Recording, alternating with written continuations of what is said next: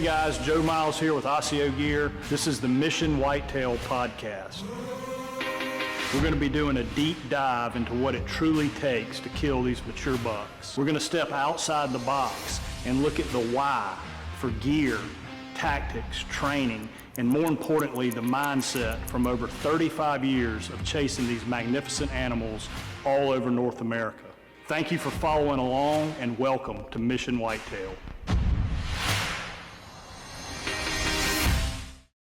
All right, guys, Mission Whitetail, welcome back, and I've got to say, we're breaking out of the box a little bit here, and I am so excited about this podcast, more so than any we've done in quite some time. That's no slap to my good buddy Adam Hayes, who we've had on about 4 or 5 times here lately, but this is just completely going to be fascinating for me. A lot of guys that listen to the Mission Whitetail podcast kind of have followed along on my traditional archery journey and the struggles I've had. And today's guest is a trad phenom. if you go to his Instagram page, you will see exactly what I'm talking about. And I know he is very, very humble, so I just wanted to get that out ahead of time. But Brian Koelzer from Montana. Brian, welcome to the show, buddy. Glad to have you. Well, it's an honor to be asked to be on, so thank you. No, man, we are really, really happy. Tell us what is going on in Montana this time of year. You guys whitetailing or just finishing up elk, or what's going on right now? Oh, we have it so rough here in Montana. Just trying to decide what we're going to hunt or how many things we're going to hunt on any given day. So, archery season just officially wrapped up here this last weekend for us on Sunday. And now we're on to the general season starts here this coming weekend. So in my book, that pretty much just equates into whitetail hunting. I do my elk and bear and antelope and all the other fun stuff usually during archery season, but come general season and stuff, I'm pretty happy to auger into a tree stand and bother whitetails. So you can actually continue to archery hunt throughout the rest of the season. It's just the rifle hunts and that sort of. It's just not exclusive for archery. Is that right? That is correct. Yeah. We have it so bad here that I only have 2 months out of the year that I can't actually bow hunt big game of some sort. That's terrible. Yeah. So. For us here in South Carolina, a lot of the guys that listen to our podcast know, but you'll get a kick out of this. Our rifle season for whitetail starts August 15th, and it goes until January 1st, and you can shoot 5 bucks every year. And there is no set-aside archery season. It is rifle August 15th all the way through to January 1. That would not be fun to contend with there. No, it's tough, man. It is tough. So I am very jealous. As we were talking before we got on the air here, I have bow hunted some out in Montana and love y'all's state. That the whitetail hunting. A lot of people, aren't super familiar with that. Montana is not a really well known whitetail state, but man, there are some great deer in your state. There is some great deer. We don't have the deer like the Midwest and stuff. I mean, you're not going to find a 230-inch non-typical, running around here. Montana is known for lots of deer, and I joke that a lot of parts of Montana, I can go out and I can see 100 deer in a day, but it takes me gluing about any 4 of them together to get, to make something that you want to shoot. Sure. But we do have some sleeper spots. What I consider in Montana is any deer that if you hit the 150 mark in Montana, you've got the upper end of what the state really has to offer. And there's some pockets where you can find the odd deer bigger than that. But really, I mean, if you get in the 140s, 150s, you found a very solid buck here in this state. Man, that's awesome. Well, Brian, if it's all right with you, I have a list of very selfish questions because I want to get better in the traditional world. After my Mexico experience last year, I was going to saw my recurve up and turn it into firewood, but I shelved it, and I have recommitted myself to getting back in the game. And you are longbow recurve exclusive. I mean, that's your weapon of choice. Is that correct? That is correct. My first recurve was made for me when I was born, and I started shooting that little bow at the age of 5, and I was recurve guy for forever. But for about the last 6 years, I've been longbow guy, and I've never wavered from those. So that was towards the bottom of my questions, but since you referenced that already, what the big difference between the longbow and the recurve? Is the longbow really a lot more difficult to shoot, or what have you found there? It depends on the bow. Okay. An old D style longbow, Howard Hill style. Those take some work to shoot. You got to pretty well squeeze water out of the handle. They stack. I personally don't think they're overly forgiving. I don't shoot one piece like D style longbow as well as I do a recurve or like a nice like takedown longbow. Mm-hmm. That's kind of the hybrid, the blend between the recurve and longbow, and that's what I'm shooting now. Is Schaefer Silvertip. Okay. Down longbow, and I shoot it better than I ever shot my recurves. Oh, really? Yeah, without a doubt. It took me all the years that I thought I was a recurve guy, but I'd never dabbled with longbows. I started playing with longbows, and I blew up my right elbow. I'm a lefty, and I blew up my right elbow back in 2018. And when they got everything put together and put a bunch of metal in and stuff, I lost feeling in part of my arm and my hand. And the way that you gently grip a recurve, just kind of with the meat between your thumb and your first finger there, I couldn't feel that spot. That was part of where I lost feeling. And I was having a hell of a time figuring out how to shoot again. And I had a longbow up in the bow rack, and I took that thing down and just a little bit more hand on the grip that you need with a longbow. All of a sudden I could feel it with that part of my hand, and I started shooting good, and I became pretty intrigued. And all of a sudden I was like, wow, I didn't know it, but my whole life I've been a longbow guy, just masquerading as a recurve guy. So it's a learning curve there, but you can be pretty much just as accurate, just as lethal with longbow as you can a recurve. Yeah, and there's guys out there who even shoot the old D style longbows insanely well. Me personally, I can't. But yeah, man, a nice recurve or a nice takedown longbow, even a one-piece longbow that has a little bit more of that locator grip that you don't have to just squeeze to death and stuff. You can, with a little bit of work, you can become pretty darn deadly. That is good to hear. So it sounds like if you started shooting when you were 5, your dad had a big influence, or granddad, or somebody in your family must have had a pretty big influence on your traditional hunting or shooting. Yes, certainly. My dad has been a bow hunter since, he was in his teens. He's 74 now, and he got in with that really awesome crowd in Montana in the 70s, and he started like going up to Alaska and Canada with Paul Schaefer in the 70s.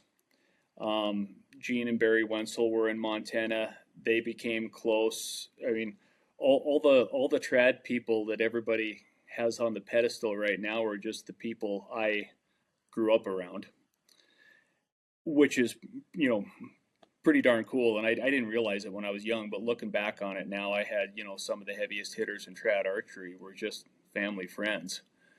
And so I've been immersed in it my entire life, and man, I knew I wanted to do it. Yeah. It's just forever. Pretty incredible. Yeah. And we just did that film Brothers of the Bow with the Wenzels, and that was really something special to be a part of, and truly that is, I won't say I knew I wasn't done with the traditional bow. I joked about that, but that really relit a fire after watching that film. Those guys did such a good job with that thing. I mean, if you like to hunt in just in general, but especially if you like to bow hunt and you watch that film, I mean, it's a tearjerker. It's incredible. It was so good for what we do and the pureness of what we do.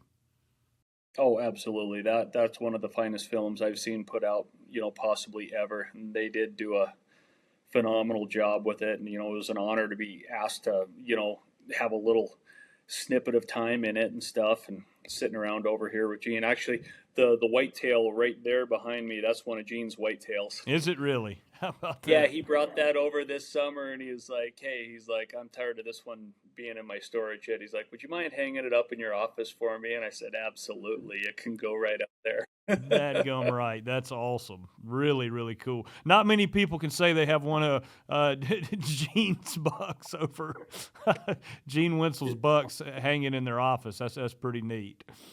Exactly, and that he's got a place of honor right there, and yeah, it can be here for as long as Gene says it needs to hang there here. You go. So in your bow hunting, we'll call it career, what I had the pleasure of looking at your Instagram page, but tell our listeners what all you've taken. I mean, I saw that big brown bear you shot, but what all have you taken with your traditional other than whitetail? Okay, yeah, I started out with whitetails.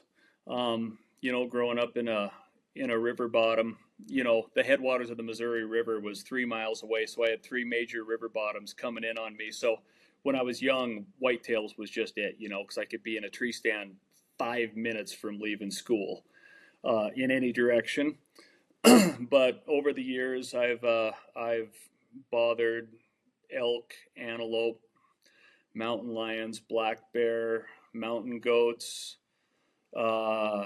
Shiras moose, a few Canadian moose,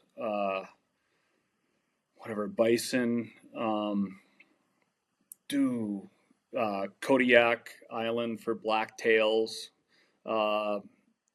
caribou, kind of just chased everything that you could get after. Yeah, the whole gamut. The West has to offer. I've come back. I've bothered whitetails in Ohio and Kansas and other places. I dearly love the whitetails, but mountain hunting is, I live in the mountains, which is great, but I'm really kind of a prairie flatland guy. Mule deer are my real passion and have been for about the last 20 years. Desert country mule deer, so I do a lot of that in Wyoming every year, except this year because I didn't draw my tag. Oh, shame. So yeah, I had to go without there. But no, if I can bother it and it's close to this half of the United States, I'm pretty happy to go try to bother it somehow. That's awesome. That is awesome, man. There's so much for us to hunt right here at home, man. You especially out where you are. You get into the whitetail, but then you have all the mountain game. So that's pretty neat. But then you equate that to the challenge of doing it with traditional equipment, and that is, I mean, it's a commitment. It is a real commitment to be able to do that. Just with archery equipment in general, but then taking it to the traditional world, that is, you've got to have some serious patience, Brian. And patience is certainly learned. Most people aren't born with a healthy dose of patience. I'm fortunate that I've never known any other way but doing it with a stick bow. So I don't feel like I've got that little bit of angst that people transitioning in from, firearms or modern archery has when trying to take that step into stick bow and feeling handicapped and being like, wow, if I'd have had XYZ weapon, my hunt would be over and Mr. Big would be coming home with me. I've always just been handicapped, so it's just been part of life for me, and it's just how I roll. Sure. No, I get that. Well, let's get back on whitetail specifically, since this is quote-unquote Mission Whitetail podcast. You mentioned earlier Schaefer Silvertip. That's the longbow did I say that right? Yep. And that's Paul Schaefer, I guess, is the guy that builds those bows. Is that accurate? Yep. Paul started making bows back in the 70s. And, he developed pretty incredible recurve, and he made them all the way until he died in that skiing accident in 1993. And Dave Windauer, who was in his late teens at the time, had been working with Paul in his shop through high school years and stuff, and Dave took it over and has continued it on, and he's a master craftsman. They're, in my opinion, the finest bows made out there. Wow. I imagine you've shot just about every one on the market, I would guess, having been in it as long. Yep, I've dabbled with a lot of them, and I own a lot of bows, and I have great custom bows by other guys too, and I really enjoy shooting them and stuff. But home for me has always just been a Schaefer Silvertip. There you go. What weight do you shoot for whitetail? Right now, my main bow is 53 at 28, and I draw a little bit longer than that. I'm 29 in change, so let's say I'm shooting 56-ish. Gotcha.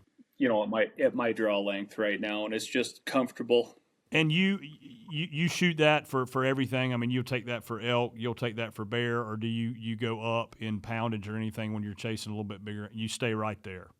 I'd say that's my bow. I've been shooting exclusively since 2022, and the last elk I shot, what was that, year before last, full pass through at 20 yards, arrow stuck in the dirt, 10 yards the other side of where he was standing. Wow. It's not often I shoot anything that my arrow doesn't go all the way through anymore. I've got my setup pretty well dialed for arrows, broadheads, and all that. I mean, I would take, I'm hoping to do Alaskan moose here sooner rather than later, and I have zero hesitation going up with my setup and blasting an arrow through a moose. So let's talk about that. Let's talk about the arrow setup, the broadhead, the technical side of it. I'm so curious about this because everybody's got a little, even in the compound world, everybody's got a little bit different camp that they get in. So I'm curious to know how you go about your arrow setup, broadhead, all that sort of stuff, if you don't mind. Yeah, absolutely. I've dabbled a lot over the years. I started out shooting aluminum, back in the early 90s when I started hunting. And, those and like glue-on Zwickey broadheads. And, those are great. I mean, Zwickey broadheads have probably accounted for more critters than, yes. Most of the rest of them lumped together. But, I've never been crazy curious, but I've always been searching for just something perfect. And I think I finally got it for me now. And I'm shooting smaller diameter carbons, the Easton Axis traditionals, which of course they just quit making. I'm down to my last, I think, dozen shafts I've got stashed away, and maybe a dozen fletched arrows that are good now. But I do 50 grain inserts, 150 grain broadheads. I like a 3-blade head. I shoot the VPA solids. And then 4-inch parabolic fletching, 3-fletch. And then I also weight tube my shafts with the 3 grain per inch weight tubes from Three Rivers Archery. And I got my set up to where I'm at about 585 grains right now. And for my bow and everything I do, that's a real happy number for me because it hits with a ton of authority, but I still can shoot flat with it. It's not like I'm lobbing a 750 grain rainbow, that's dropping 8 inches a yard past 20 yards. Right. It's just a real happy place for me, that high 500s of, speed, accuracy, but still knockdown power, if you'll call it that. Yeah, for sure. No, that's interesting. The weighted tubes, I played around with all of it, and I'm sure in your traditional world you've heard of a guy named Bobby Worthington over the years. Oh, yeah. And so Bobby and I have become really, really good friends, and he's a 8-time world champion guy, shot quite a few deer with his recurve, and so I've gotten quite a bit of advice and stuff from him, and he's a big weight up front guy too. I think he's about 300 grains up front. I think that's what you said, a 150 grain broadhead and a 50 grain insert. Is that right? Yep. So you're 200 up front. Yep. There is such thing as too much FOC.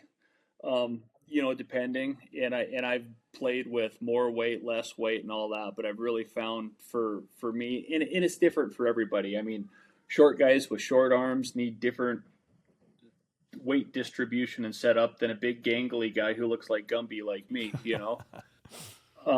But just for me, that's what I found to be the right thing. Where my arrows fly like absolute darts. They go through all the way through everything I shoot, and I'm like, I don't know what else I can really ask for. No, that's so. How did you get to that point? Like what were your like if you were gonna? I mean, from a guy that's just starting out, how did you? What would you recommend as far as okay, get a bare shaft, full length shaft. What is like I guess a Cliff Notes version or a summary if you were going to tell a guy on how to figure out what arrow setup he's going to shoot the best? How would you go about that? That's a lot of work. Mm-hmm. There's a lot of personal preference and there's a lot of frustration that goes into it. Because the same thing doesn't work for everybody. Me personally, I don't like a lot of arrow sticking out in front of my riser. I'm not a full length shaft guy who has. I don't want to see 4 inches of shaft plus a big broadhead in my way. I like it to be tighter back, so that's a factor for me right there. For choosing, spine and stuff, a shorter arrow is going to have a stiffer spine and stuff, so I don't need a big 340 spine arrow because it's a telephone pole hanging off the end of my bow. I can go with a lighter spine, suck it back a little bit. I want my sight window unobstructed, but you just got to mess with it. I mean, some guys love their aluminums, and I shot aluminums for years with great success, but aluminums bend. Yeah. And I've dropped my bow. I was mountain goat hunting here in Montana years ago when I had a tag, and I dropped my bow off a ledge, and of course it comes down right on my quiver and just dings my arrows. And it's like, well, this is stupid. I'm 12 miles back in the wilderness here, and I've got a quiver full of dinged up arrows now. Right. And I shot woodies too. I used to make my own woodies from scratch, which is I don't have the time for that anymore. But also they're wood arrows, and I mean, unless you have, you get a dozen wood arrows, and by the time you make them, do everything you can to them, you still only have 3 that are perfectly straight. And I'm pretty anal. Yeah. And so I was like, you know what? I'm jumping on the carbon train. So I started playing with carbons, but that was, let's say, 2002, 3, 4, something like that. There wasn't a lot of options, and they were very light back then. And I just monkeyed with them until I found I was never satisfied with the weight, because you're always like down in the 400 grains, and for a stick bow that equates into a noisy bow, and just not shooting 300 feet a second like you are out of a compound. I wasn't getting pass throughs on critters, and so I just kept messing around with stuff and researching, and certainly they're making arrows way better now than they were 20 years ago. And the options right now are so great. I like micro diameter stuff. They just seem to slide through a critter a little bit better. And like the 5 millimeters. Yeah. Not yeah, the like super, not the crazy super like 4 millimeter, but the. Oh, yeah. You think a millimeter isn't a lot until you knock one of those things, and it looks like you got a spaghetti noodle knocked. Yeah. And that messes with my mind. I've tried shooting those. I'm like, no, I can't wrap my mind. No, my happy place is that 5 millimeter arrow. Yeah. And and there's a lot of options out there on the market. But I mean, if somebody who just wants to get into this with minimal frustration, like a good Easton 5 millimeter arrow of some sort, different things out there. And then you just got to start playing with it. Yeah, start a little long, start cutting it back, play with some different weights. And because charts don't work on trad bows, they can get you close, but they're not a machine. Every bow is different. Every person is different. You got to find the arrow that the bow likes and that's compatible to you, which is where the frustration is. But once you find it, this little ray of sunshine comes down from heaven and hits you, and it's like, Oh, Yeah, right, right. it, We it have was like, hit okay, we've we have got it. hit the mother And then, lode. That's exactly right. yes.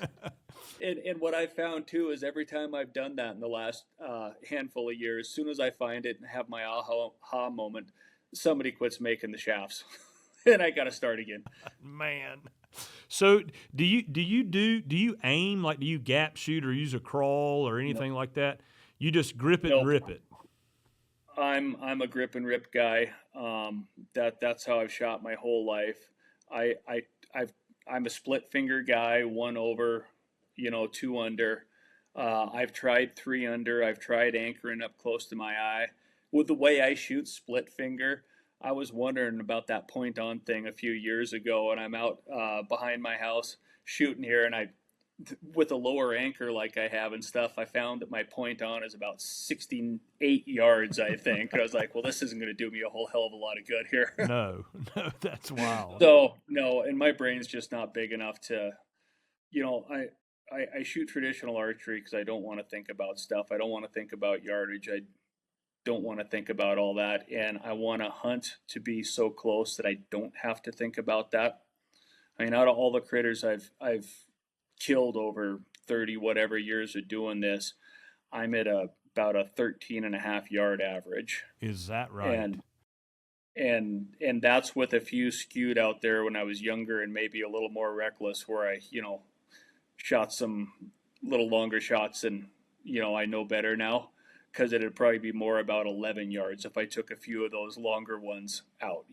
Wow. And I would rather be a good hunter than an insanely good foam shot and have to worry about yardage and all that stuff. I mean, I'm not a guy who's going to carry a rangefinder or anything. I'm just out there to hunt and shoot an arrow. What would you say is your sweet spot on range? Like, I mean, obviously you're not ranging stuff, but what would you say is like for a trad guy? Obviously, the closer the better, but what is the sweet spot? Would you say? The closer, the better. Certainly, I mean, there's a point of too close sometimes, also. But if I'm really happy if I can be in that 10 to 20 yard range. And I can shoot fine out to 30, 35 yards, but that's not where I want to shoot at critters. I don't think I've won the game there yet. Mm-hmm. And I I would rather, especially whitetails are so, wired. I a whitetail over 20 yards to me is pretty much a no-go. I I want to be in that, 10, 15 on a whitetail, and then it's like, oh yeah, this is going to happen. I mean, I guess shooting, like Bobby's a tournament shooter, and he's all about having a crawl and using the point to aim, and if you figure out that whatever I got the terminology all wrong, but the gap shooting or whatever it is, so it's that seems to be a faster way to get accurate with it. Maybe I'm wrong there, but No, I would you're think not. it would take years and years of shooting. We'll call it instinctively, if you will. So I don't. When I was doing it and heavy, I did it for about 8 months, and I shot real heavy a lot. We're very fortunate. I've got a little shooting range here at the office, and so we're able to get out before work or during lunch and zing a few arrows. But I felt like I started out kind of using the tip as a reference, but over time it became, I knew it was there, but I felt like it was just kind of a subconscious thing. I guess I developed some kind of weird hybrid thing, and maybe that was wrong, but it was just different. I don't think there's such thing really as wrong in traditional archery. You got to find what works for you and your brain.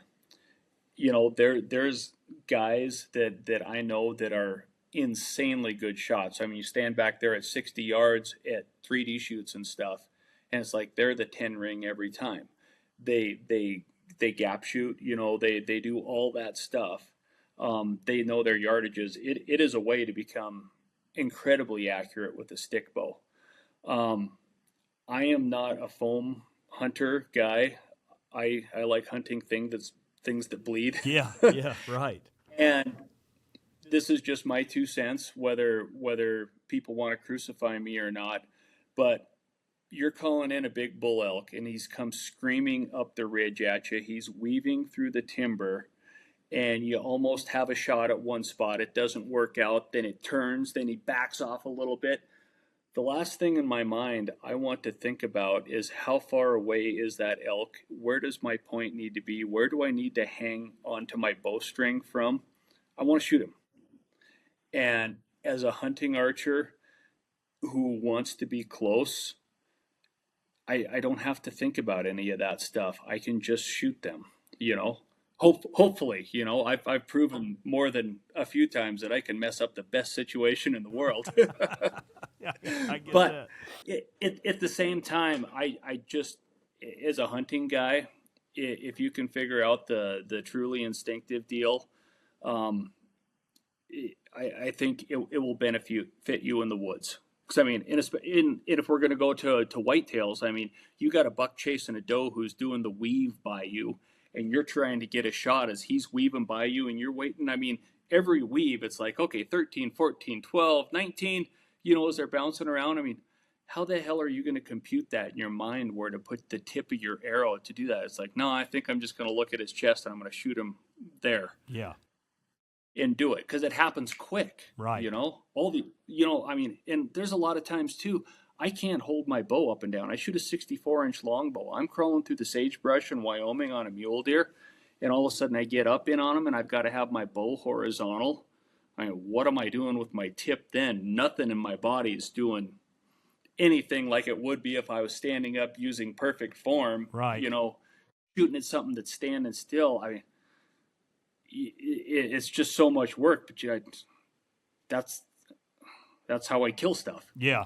No, that makes good sense. I mean, there's a big difference. There's a big difference between shooting phone in a tournament setting with perfect form on a flat range, you know, on concrete floors or a mowed golf course looking atmosphere versus in rocks, in the timber, you know, in sagebrush, like you say. That's a different world. So that is. How long do you think that process takes? Like I'm guessing your wife is she's shooting instinctively. Is that fair to say, or is she doing? Yes, Okay, yes, it is. She wanted to do it. She shoots, and there again, I just let her take the wheels on this and figure out what she liked. She shoots three fingers under. She anchors higher up on her cheek than I do, but she doesn't use a tab. She uses a shooting glove because she said tabs are cumbersome and she likes her fingers to work like fingers. So she shoots a glove, three under, instinctively. I talked with her about gap shooting and, you know, kind of early on and said, you know, this is the way to get good pretty quick if we can figure out some stuff. And she went, no.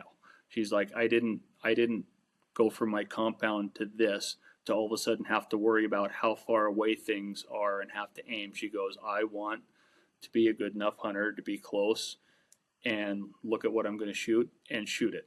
And I said, fair, I will let you do it. And I'll go out and help her every once in a while if she wants some points. And other than that, I've just backed off, and that's been her thing. She comes home from work every single day, grabs her bow, goes out, launches arrows, and I just let her be, and she's got it figured out. But she has been shooting her tail off from last March through, you know, this weekend when she got her buck, and it all came together. And it's like,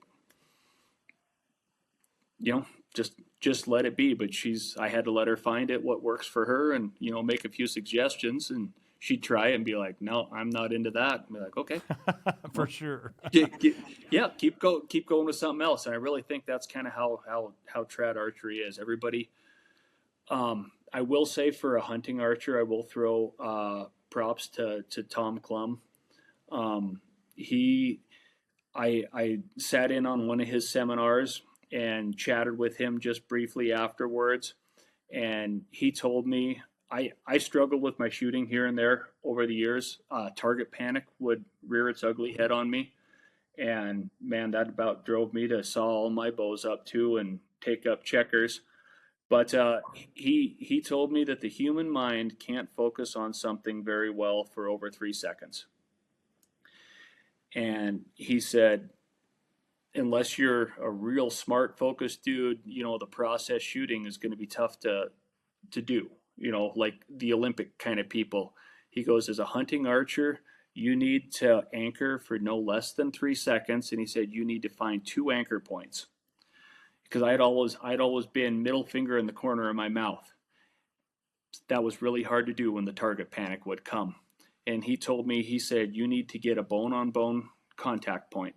He said, take this knuckle of your thumb right here, and he goes, get that augered in right into the back of your jawbone, right where it makes the twist.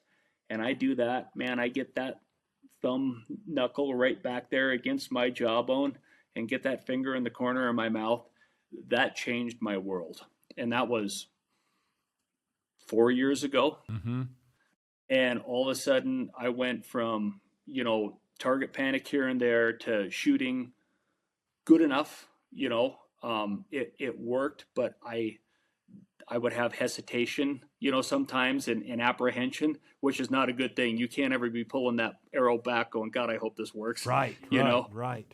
And he changed just telling me those 2 anchor points, and anchor, but don't hold for more than 3 seconds and let it go. And I've gone to now where it's like, I'm going to shoot the lights out, Yes. and I feel good. Every time I pull my bow back, it's like, this is going to happen. And that's a really good feeling to have. That confidence. Yeah, without a doubt. Yeah. How much do you practice? I mean, do you shoot every day or what do you do? If I can, through the summer months and stuff, when it's nice a little later and stuff, and with the kiddos, I can juggle around and find a window. But I would say I'm 4 or 5 days a week. I'll miss a couple days or whatever, but I mean, all year long. But I love shooting a bow. I mean, every time I pull that bow back and let that arrow go, it's freaking magic, And what does your practice session look like? I mean, is it 4 arrows? Is it 100 arrows, or does it vary? I never shoot a lot. Mental fatigue is a big thing. Guys can overshoot, I think. And if you're in a little bit of a funk and not shooting great, or you got some pressures, outside world pressures that are kind of gnawing on you and you're not in it, 200 arrows in a night is not going to do you any favors. All it's going to do is make your arm sore and probably get you some bad habits. I'm a quality arrow guy. There's some nights that it's 4 to 12 arrows, good quality arrows. My head's in it. My focus is in it. I got a couple different 3D targets set up out back here, and I'll go out and just shoot from every arrow's an unknown distance, just kind of move up and down different angles, shoot through stuff. I'm shooting through my kid's swing set at a mule deer, you got to just miss the wood pile after you shoot through the between the chains of the swings and, stuff like that. Yeah. And if I can get in just a handful of really good arrows every night where my head's in it, I'm good. Gotcha. Do you do anything? Yeah. Have you seen, like, when you get in your tree stands, you get elevated? Is there a big difference there, or as long as you're anchoring correctly and quote unquote bending at the waist, what is your experience when you get elevated? And can you get too high? Yes, you can get too high. I used to be a too high guy, and it doesn't do you any favors to be super high. It diminishes your kill zone on the critters. It changes the dynamics of shooting a bow so much. You got to worry about bending at the waist. You got to worry about all this stuff. Most of my tree stands anymore are 6 to 12 feet. Gotcha. I put my wife in a tree stand last weekend that my buddy set up for her on his property, and it's a bush, and it's 2.5 feet off the ground. There you go, like a cedar tree or something like that. Yeah. It's this scruffy. I don't even know this little buckbrush thing, but it's the only bush at the right spot where the trails were coming up going to the field, and the wind was perfect for it. I mean, we got it ratchet strapped to the brush. Worked perfect. It's perfect. It's like, all right, honey, you're sitting down to shoot here, and because you can't stand up and don't blink too hard. Right, they're going to be on top of you. So, I mean, Yeah, but I mean, there's a lot of my tree stands, and granted, I'm tall. I can reach 8 feet flat footed, but I mean, I can touch a lot of my tree stands. Mm-hmm. Yeah, I actually I've got a good buddy who I'm sure will listen to this. He came by today, and he's eating up with the trad stuff. He's got a recurve, and he showed me one he shot in. Oh, I don't remember if it was North Dakota or Ohio, wherever he was, but he hit it. He hit it high, and we talked about it. And I was like, you're getting up there like compound bow height, like you're 18, 20 feet high." He goes, "Yeah, I'm too high. I gotta come down and open up that window." And Hmm. so that's exactly what you and I are talking about here. Is that you can be more precise with that compound, and so you can get away with a little bit more. Yeah, yeah. I mean, there certainly is that, and you can, adjust for your angle, arrange it, know exactly where you need to hold, all that stuff. And as long as you bend at the waist, it works good. And I blew it on a huge whitetail, boy, 2014, 2015, 2014, I think, in Ohio. I've got a good buddy out there in the southeast corner, and I was out hunting with him. And it's that, along the Ohio River, it's really steep, those Oh steep yeah. bridges and stuff. And I was in this stand on this steep side hill, and just Gagger buck comes in below me. I mean, I'm like facing the side hill, level on one side, and the other side is just like, you know, just falling off the side of the earth. And that buck came by below me, and he was, 170s kind of deer. And as he came by, man, I cranked it back and I bent over. I mean, I'm all tethered in and stuff because I'm getting a nosebleed. I'm so high up in this damn tree of his. And yeah, man, I shoot and I shoot right down and I hit that deer right between the shoulder blades at the top of the back, which was, you know, not far off from where I was trying to just miss the spine to basically shoot it, straight down. And I didn't. I hit all that bone up there, and man, I just crunched my arrow, and poof, that deer was gone, like 2 drops of blood, no nothing. But just that was a moment in my head. I was like, what the hell was I even doing taking a shot this day? I'm shooting down on armor, and trying to slide it around something. I was like, that wasn't even smart. I was like, I'm done with this high stuff. I'm a low hunter now. Yeah, yeah. I mean, and yeah, I mean, 12 feet up's plenty. If you got good cover, that's plenty high. I mean, I got a lot of buddies that do a lot of the mobile hunting stuff, and they're two stickers. They carry Yep. a little lone wolf .5 and two sticks, and man, they're in and out of the tree, and you do a lot of public land stuff. They're able to get up and get down quick and easy, and they're very successful with that. Yep, that's exactly what I was doing last year in Kansas. Me and a good buddy went down there, and we were 2 sticks and a lone wolf and one tree step, Yeah, just to help get into the tree. 2 sticks, one screw in tree step, hang the stand, and that was the perfect type. That was that that was did it. everything we did right there. That did it. Yep. What would you say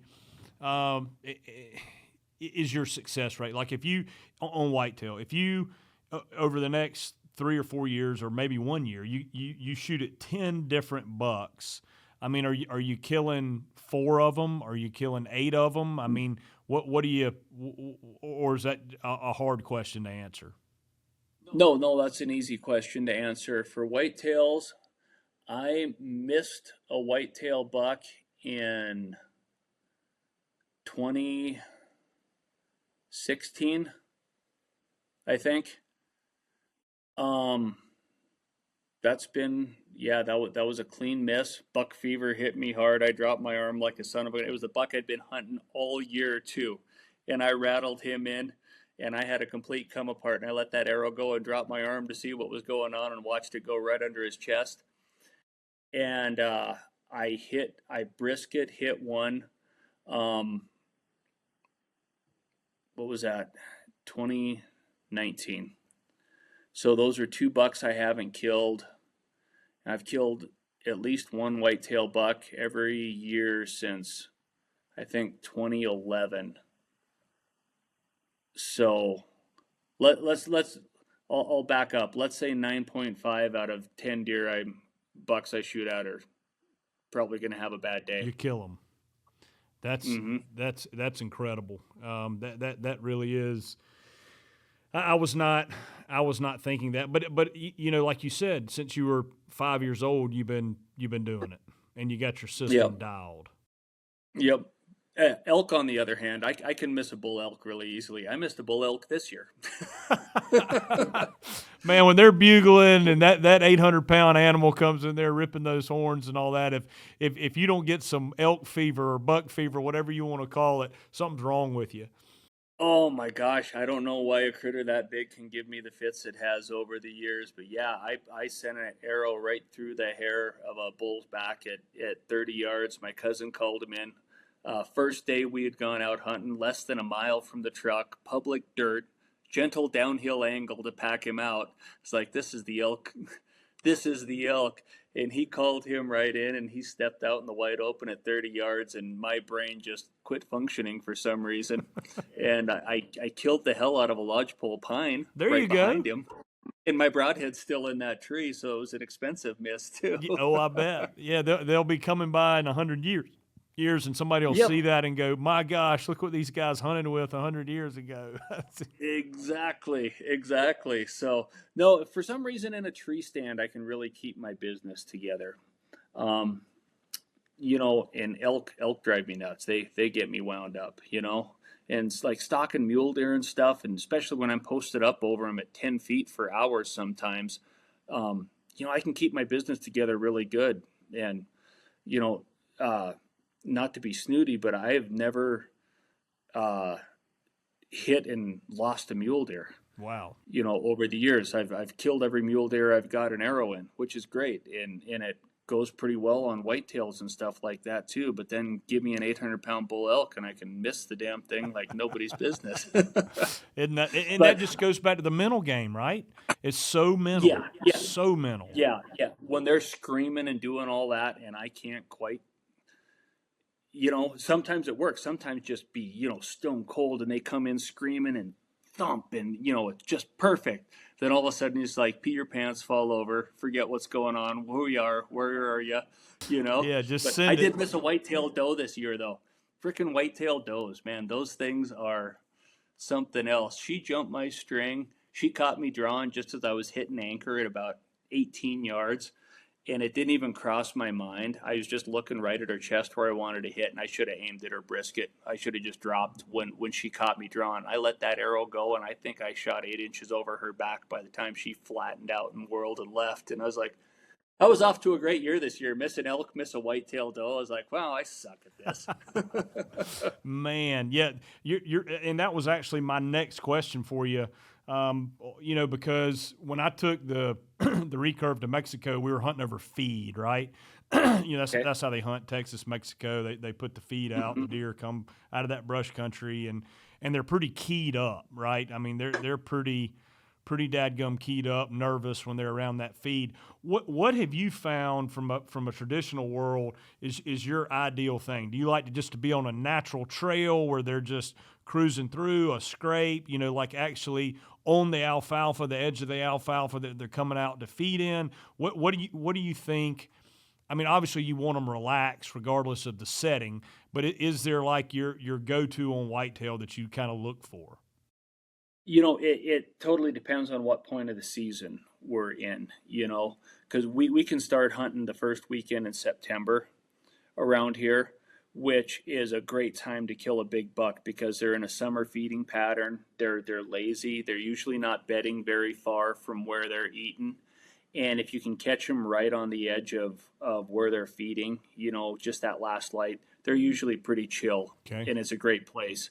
You get into October a little bit when they kind of start to get a little bit of elusive and start, staking out their territory a little bit more. You got to get back in just a little deeper.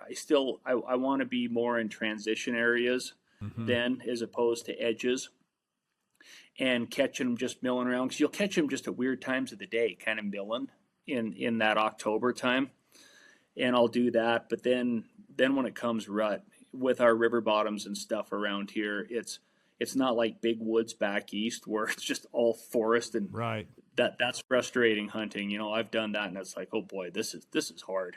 I've got great brush lines and pinch points and funnels and stuff.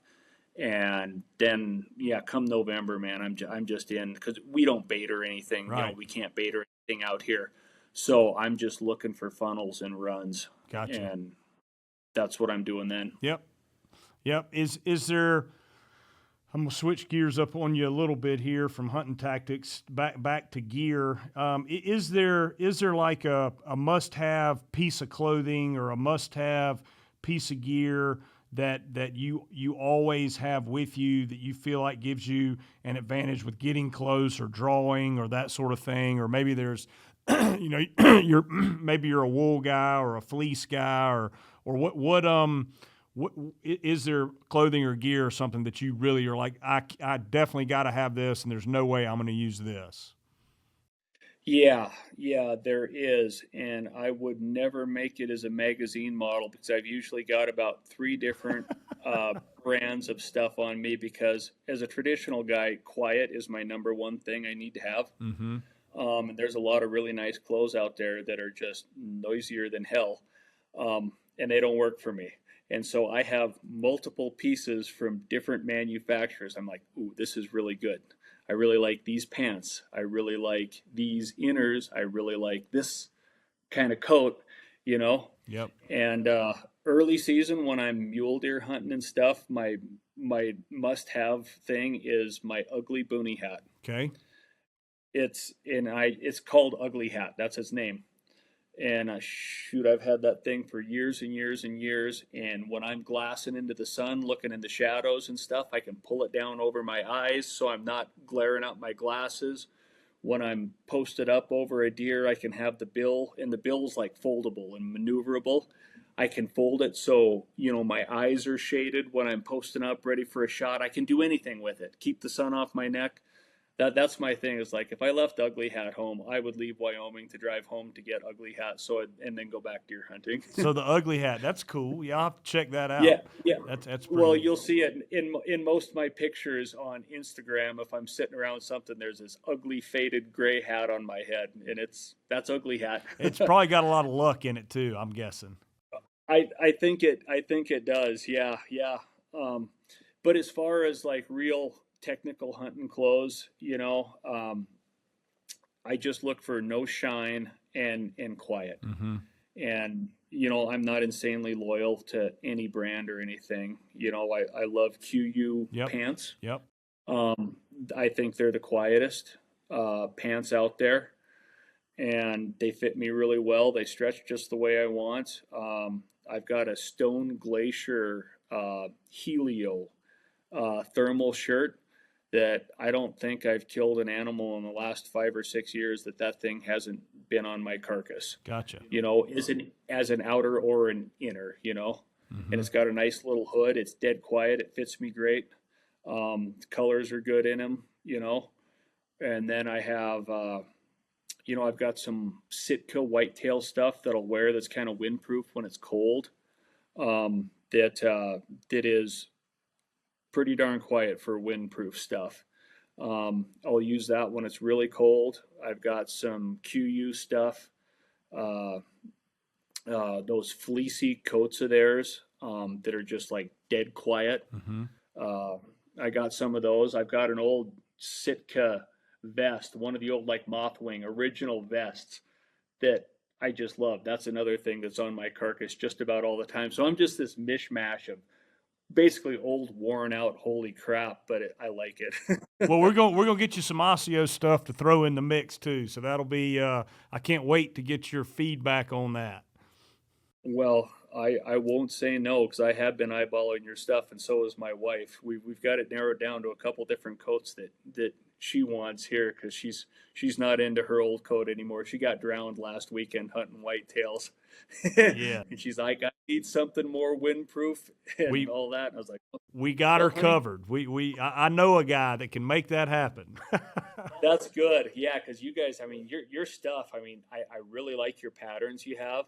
I mean, you have the darker stuff that I think it looks like it'd be great for the big woods back east and stuff. Yeah. And you've got the lighter stuff that really looks like home to me and cottonwoods. Yeah. and stuff like that. So I think you guys got some great color patterns, and I've heard people talk about how your collars are cut just so they're not in the way of a bowstring, which is awesome for especially a longbow guy like me Yeah. who tends to catch stuff on collars. So man, I'm looking forward Yeah, to yeah, trying I your can't. stuff. I'm looking forward to it too. It's going to be good. Let's see. I'm still looking at my questions here. Do you shoot with your quiver on or off your bow? On. On your bow. On. Yep, I'm a Selway slide on quiver guy. I like my arrows tight and attached. Yep. Clicker. Have you seen these? Well, of course you have. The clickers and you hook it up and you get to your anchor point and then you pull and it makes a little click and you shoot. Gimmick, not a gimmick. You heard anything good, bad, or ugly about those things? For people who are learning to come to full draw and learning proper form and stuff, and people who have had target panic, I almost got one when I was having one of my target panic bouts, but I didn't. Yeah. So I've never personally shot one. I can understand how they're great for figuring some stuff out. But like I said, in a lot of my hunting situations, when all of a sudden you're twisted or turned or doing a little something, I mean, if you're down on your knees with your bow horizontal trying to pull it, you're never going to achieve the full draw you would standing up, and that damn thing's not going to click. And if I'm sitting there waiting for that to click before I can shoot, it ain't happening, Yeah. Yeah, but I that makes good sense. From a guy starting out that wants to get some muscle memory and make sure he's drawing right and that sort of thing. That makes good sense. Yep, I think it's something that people need to certainly graduate from. I don't think it's something you want to rely on. Yeah, I think it's a starting out or fix a problem thing to help you, and then get rid of it. Yeah, yeah, and we talked off air a little bit about my struggles, and I've mentioned it on a couple podcasts, but my thing that was just, I guess, frustrating for me is that I went to one of the better shooters in the country as far as tournament and world championships, and got a good base of what I thought on how to shoot the bow, and then spent about 8 months shooting it pretty religiously, and got to where I could shoot a pretty darn good group at 20 yards, a pretty darn good group, and said, okay, I'm gonna give it a try, and then took it down to Mexico. Now it was, I will say there was one thing I did that a guy pointed out.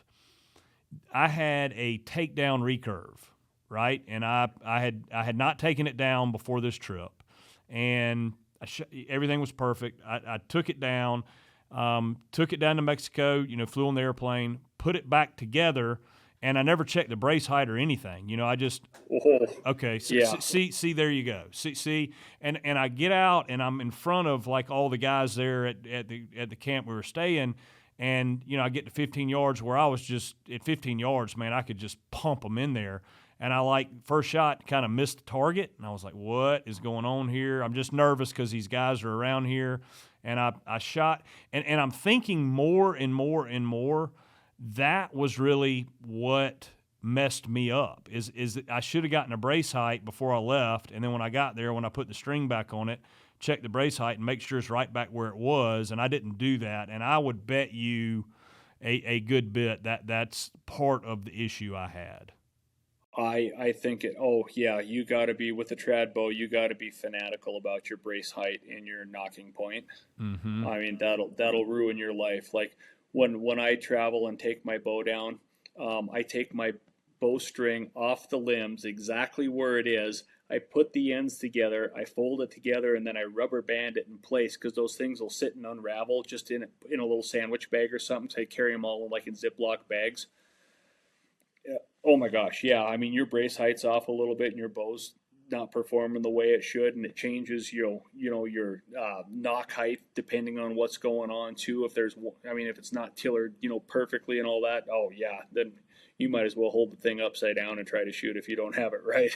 See, and I was blaming it on just not being. I have found my excuse. My brace height was off, but I really do, seriously. I am 90, because exactly what you just said.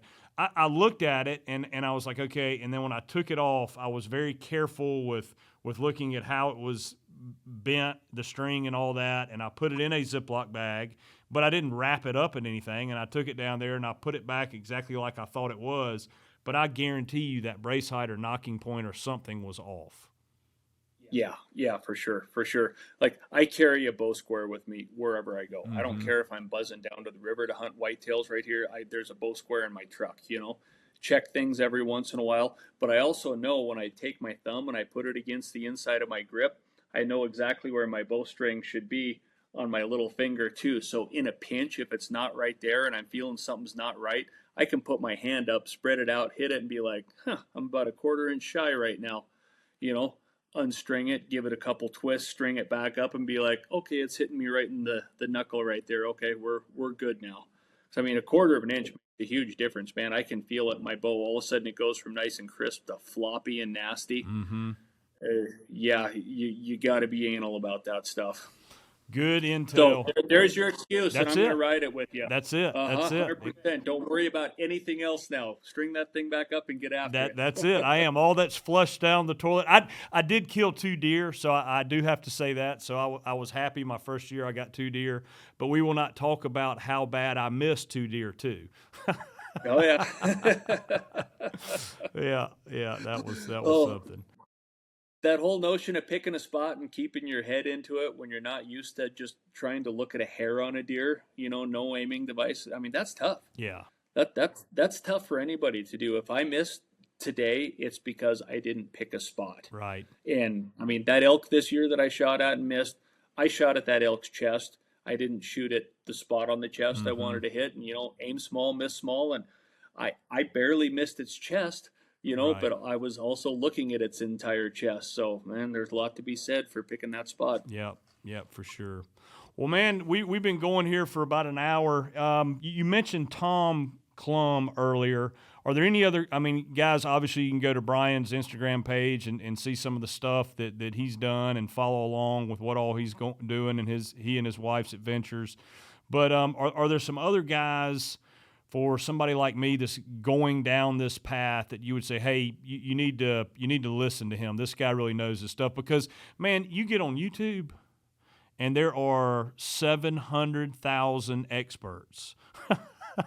Yeah. Everybody's an expert and everybody wants to put it on YouTube anymore. Yeah. And, some guys have some really good information. Some guys, I don't know what planet they're living on, But like I said, traditional archery, there's so much room for interpretation, and it's a journey. And that's how we always like to talk about it. It's not, you go sight your rifle in, you look through the crosshairs, put the crosshairs on this, pull the trigger, don't flinch, and you're going to hit it. There is so much, we're always learning, never not learning how to shoot a bow with trad stuff. And if you're willing to put in the time and work, you can probably get somewhere with it. If you're a person who gets easily frustrated, it might not be a whole lot of fun for you. Yeah. I don't think it's particularly for everybody, because we are kind of a weird bunch wanting to handicap ourselves, quote unquote, the way we do. But shooting a bow is fun.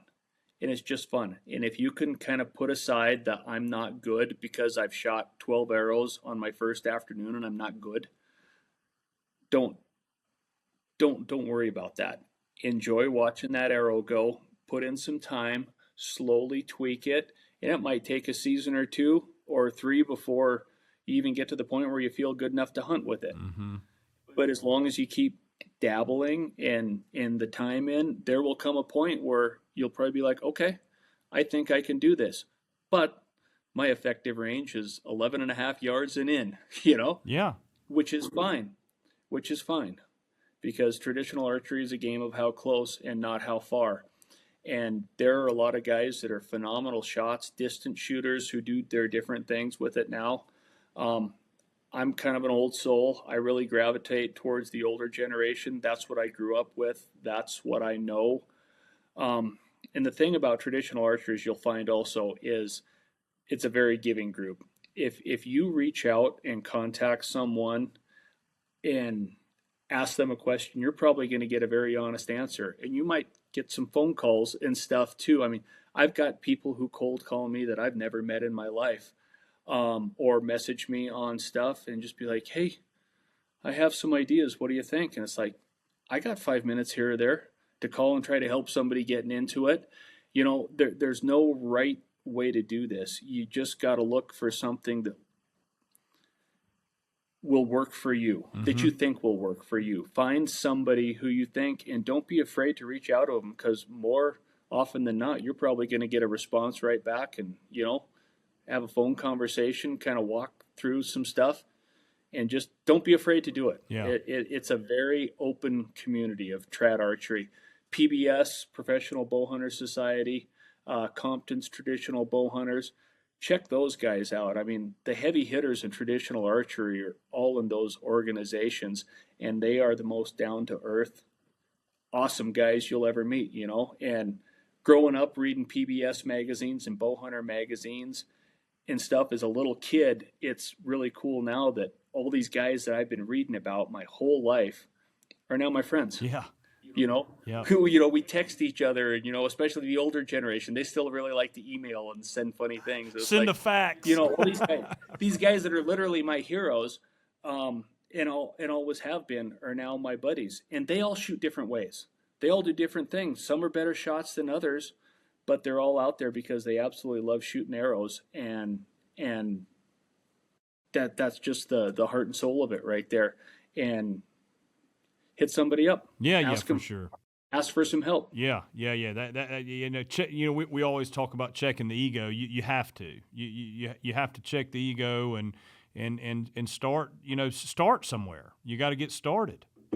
You have to start somewhere, and I will say, for as long as I've been in traditional archery, and for as much stuff as I go to all around the country at stuff, there aren't very many egos in traditional archery. It's a pretty welcoming group. It's like, come on in, join the campfire. Let's go shoot some arrows. That's awesome. Let's have some ideas.